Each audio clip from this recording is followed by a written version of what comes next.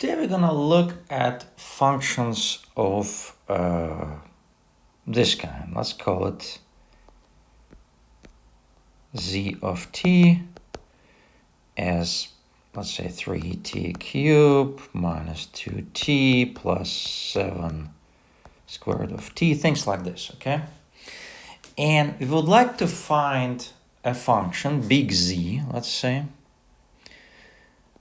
that has that small function of z as its derivative, okay? That big function z, so essentially we're trying to do integration, and this big function of z has specific names. It's actually several names. One name for big function z is antiderivative of small z, okay? The other name for the big Z is indefinite integral of a small z. So either way, it is fine. Well, there's nothing, this is not it's not different from what we talked before, because we could have said that, well, we have a function z and we know its derivative. And what we're trying to find is trying to find the actual function that produce this derivative, okay?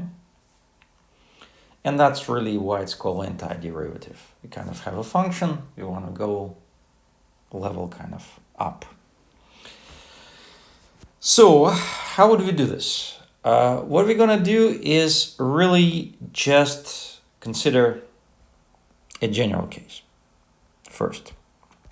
Let's say I have a function f, g, in h, okay? And for each function, I know derivative.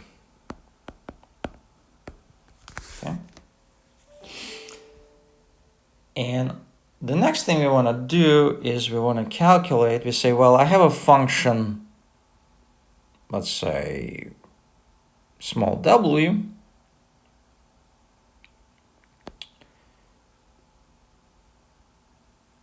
Well, let's say make big W prime, which is a linear combination of those derivatives.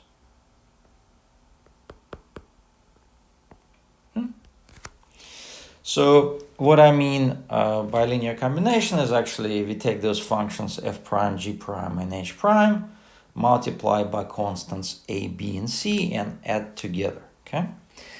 And what we're looking for, and we're saying this is the derivative of some function w, and we want to find that function w, okay?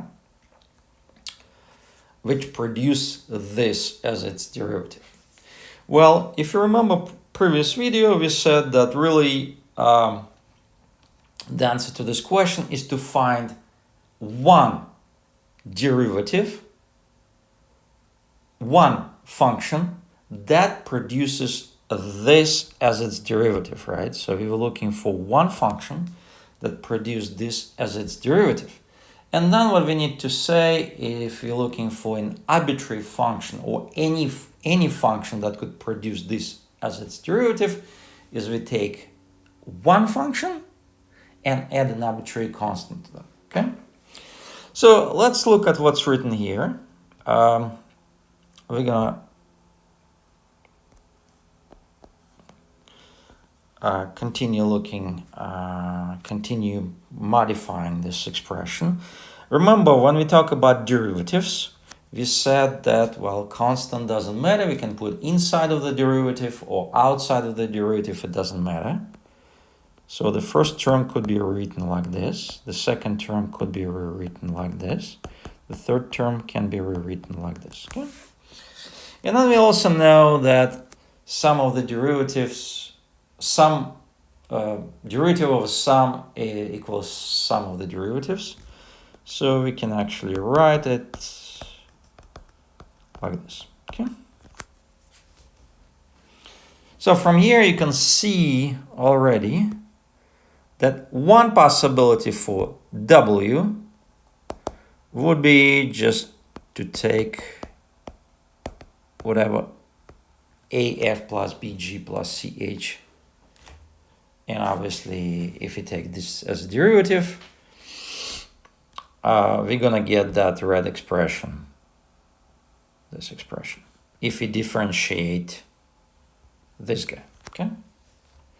So, but this is one possible scenario, okay? And we said that in general, if you're looking for the function w, we should just simply take one solution and add an arbitrary constant, okay? And in this case, we're gonna have all possible w's that could produce that w prime sitting here as its derivative. All right?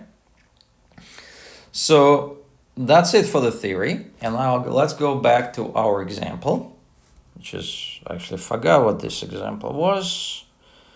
All right. Let's write it again. If I still remember what it is. I think this is my function. Let's call it w. Let's call this w prime. Okay. So we are looking for antiderivative of this function. And the way we're going to approach really by simply looking at the previous formula. If you look at the previous formula, we immediately see that a3 could be represented as a, t cube is going to be f prime, minus 2 will be b, t will be g prime, 7 will be c, and h prime will be square root of t. Okay. So really, the way we calculate w, we ignore constants, we just put them there. And then what we need to do, we need to look at, say, t cube and say, what function? Give me one function that could produce t cube. And we know from the previous video, when we look at antiderivatives of power functions, the function that produces t cube is t to the 4th over 4. All right, the next one, minus 2. What produces t as its derivative? T squared over 2. Then we have 7. What function produces square root of t as its derivative? Remember, it's going to be t to the 3/2 divided by 3/2. Okay. And at the end, we need to add an arbitrary constant. Let's call it c. Okay. So let's just rewrite this in a little bit more convenient way. We get 3/4 t to the 4th. 2 and 2 cancels. We get t squared. And here we get 14/3 t to the power 3/2 plus an arbitrary constant. And that's it. This is our answer. All right. Let's look at another example. One more. Let's consider some function.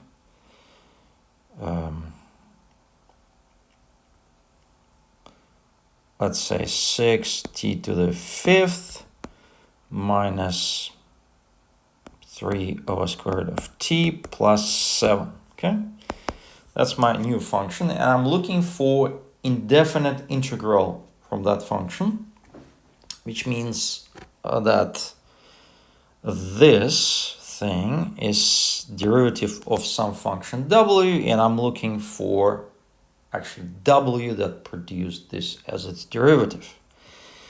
Again, the way we're going to do it, we say, well, 6, just put it here, which function produced t to the 5th power as its derivative. We know one of such functions, t os t to the 6 over 6 minus 3. Now what function produced 1 over square root of t?